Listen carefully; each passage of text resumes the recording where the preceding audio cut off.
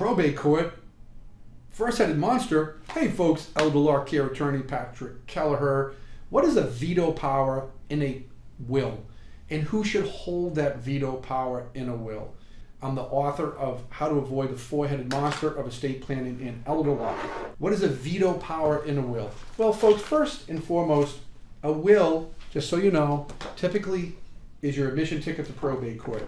And a will, typically from my experience, is woefully insufficient to properly protect your affairs from the metaphorical four-headed monster.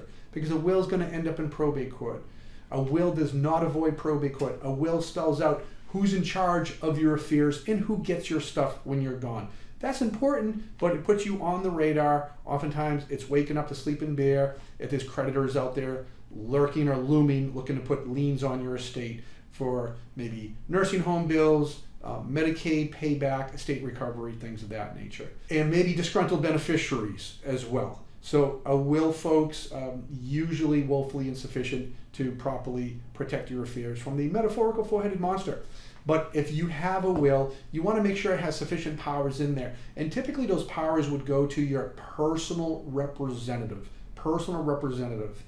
But again, folks, if you truly want to slay the metaphorical four-headed beast, probate court, the estate death tax, financial creditors and predators, and a potential $15,000 per month nursing home, a will is just not going to cut it. Again, it's going to be woefully insufficient, and the estate is going to get bit by the four-headed monster from my experience. So folks, the solution around that is scrap the will, because a will equals dreaded ugly milk crate in probate court.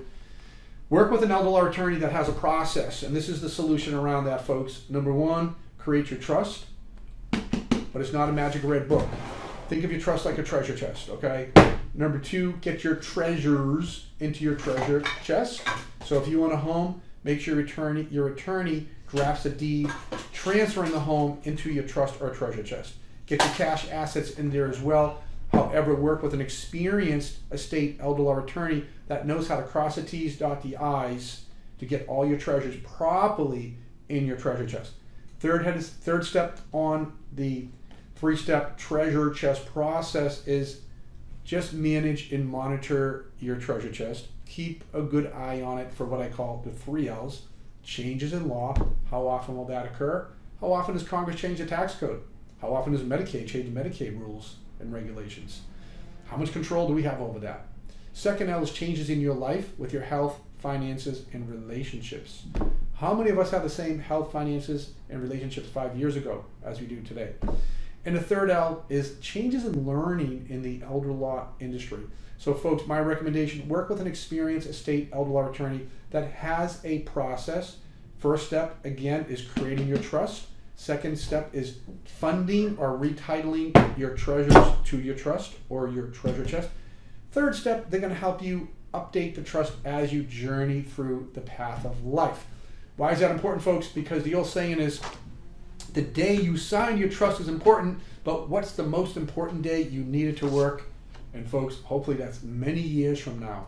But the tricky part is nobody knows the date on the calendar to do that. So folks, if you found this educational video helpful, please scroll down, post a comment, post a question, because a member of our team will get back to you as soon as possible. And if you'd like to learn more, folks, pick up a copy of the book on Amazon, How to Avoid the Four-Headed Monster of Estate Planning and Elder Law. Thanks for joining me today, folks, at elderlawcare.com.